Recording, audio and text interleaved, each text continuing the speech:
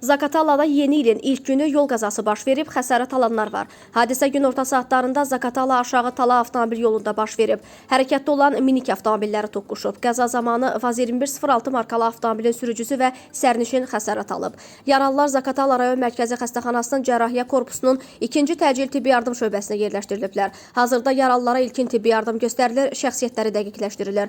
Faktla bağlı Zaqatala rayon polis şöbəsində araşdırma aparılır.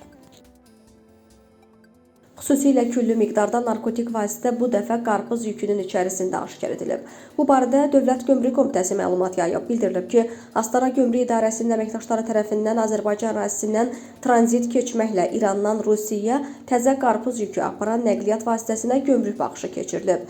Kinoloji xidmət iti qarpız olan yeşiklərə reaksiya verdiyindən yük əsaslı yoxlamaya cəlb edilib. Bu zaman qutulardakı 12 ədəd qarpızın içərisində gizlədilmiş xalis təmiz çəkisi 27 kiloqram 845 qram olan narkotik vasitə həşiş aşkar edilib.